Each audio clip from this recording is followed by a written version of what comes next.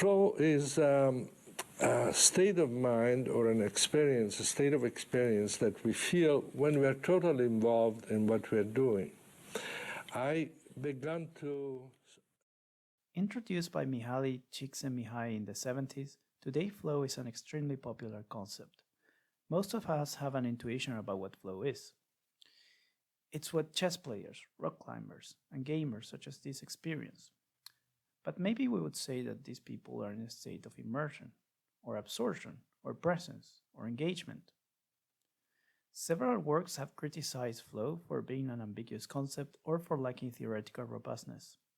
Many of these works produce their own interpretations of flow, but Csikszentmihalyi's work is so popular that it is his definition and his theory that remain prevalent in the literature. This is especially true in games research.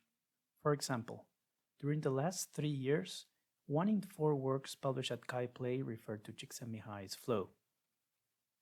So, given its relevance, we decided to conduct a scrutiny of Csikszentmihalyi's definition of flow. For this, we used a series of theories from cognitive science. Why cognitive science? This is because flow is a state of consciousness, and consciousness is modulated by cognitive processes underlying attention. Moving on to flow's definition. You probably recognize these 9 elements. What our cognitive scrutiny showed is that there are ambiguities in flow's theory, and depending on how we interpret these ambiguities, there are 2 cases. Case 1 is that, based on theory on unconscious processing in action control, flow's definition is incompatible with automatic action execution, which is a key feature in Csikszentmihalyi's theory. Case 2 is that the first component of flow's definition, the merging of action and awareness, is incompatible with components 2 to 6. In this case, things such as the sense of control or agency would describe retrospective thoughts that people have about the experience. So, like others before us, we concluded that flow is an ambiguous concept and that it is inconsistent with cognitive science theory. To address these issues, but avoid adding yet another definition of flow, we propose a new concept that, unlike flow, is grounded in cognitive science. We call this concept fuse. As a word, fuse means to join or blend to form a single entity. Let's see what it means in our work's context.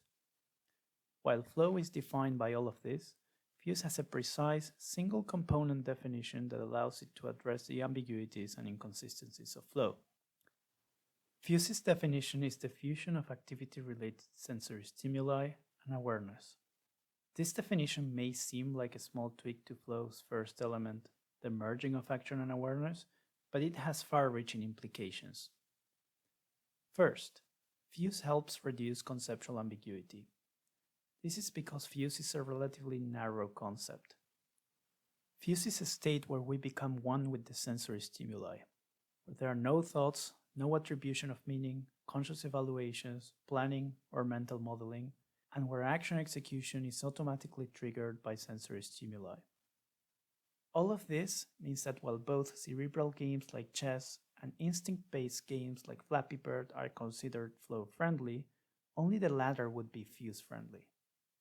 Second implication, fuse is explainable by cognitive science, or in other words, fuse allows to propose a model that hypothesizes the cognitive processes underlying the experience without the need to redefine what the concept is, like others did with flow. You can check out the details of our proposed model for fuse in our paper. Third implication, fuse can serve as a new design lens. In fact, we use our cognitive model for fuse to derive a series of design heuristics that we exemplify in the context of video games. For an example, let's take number 2, facilitate learning with predictable systems. This heuristic suggests that the system should have simple enough rules producing patterns that the player can recognize and react to. Rhythmic games like Guitar Hero are a good example of this. Importantly, this design heuristic contrasts with flows, since it suggests that to elicit fuse, having clear patterns that the player can react to is more important than having clear goals that the player can pursue. And here you can think about an expert guitar player improvising a solo.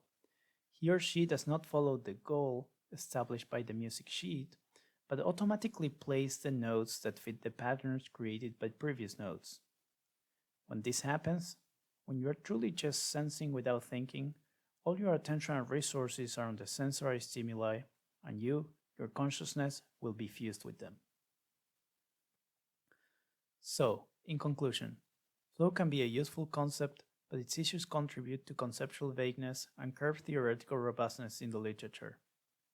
Our fused theoretical framework, consisting of our fused definition, model, and design heuristics, is yet to be tested, but we see it as part of a growing effort to engage the community in the process of refining the concepts and the theory we use. We invite everyone to join the discussion. Thank you.